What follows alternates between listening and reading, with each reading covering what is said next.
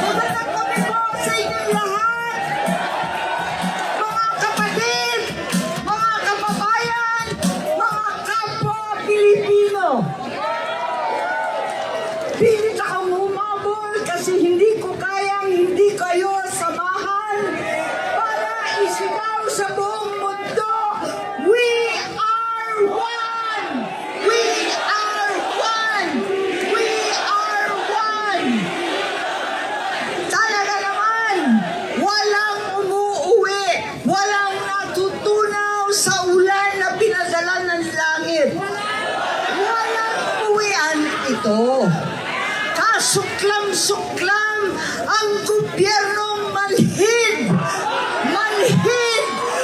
at walang pakialam sa hirap ng ating mga magsasaka at mangingisda, mga sektor na nagpapakain sa atin na halos walang makain, gutom ang mga pamilya.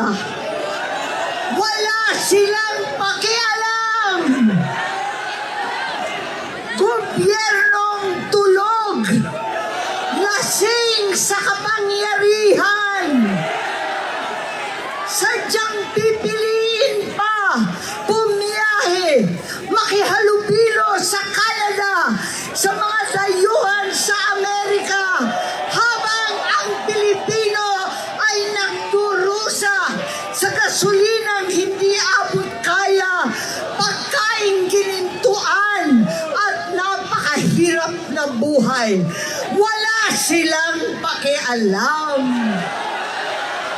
Pagkat itong gobyerno ay bangag, walang malay, nagkukunwaring hindi nakikita ang 10 ton na ebidensya, ang 12 testigo, ang 18 higit pang mga Marines. Itong baha at flood control na lulunod sa atin lahat. Wala silang pakialam.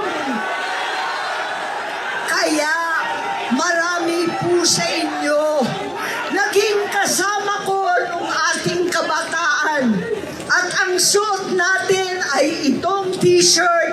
Ang sigaw natin noon pa, makialam! Makialam na po tayo. Makialam para sa kabataan. Makialam para sa kinabukasan. Makialam para maibalik ang katotohanan sa ating lipi.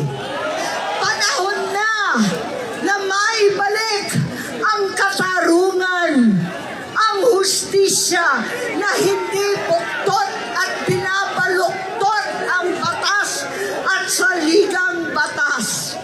Katarungan na pantay-pantay sa mahirap at mayaman.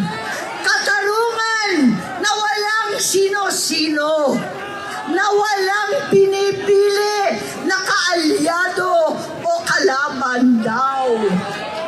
Katarungan na naiiba ngayon para sa senador at sa mga pinsang buo. Katarungan para sa lahat ng Pilipino. We are one!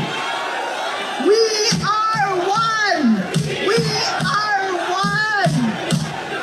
We are one! Mabuhay ang ating mga kapatid! Mabuhay ang Pilipino! Maraming salamat sa inyong lahat!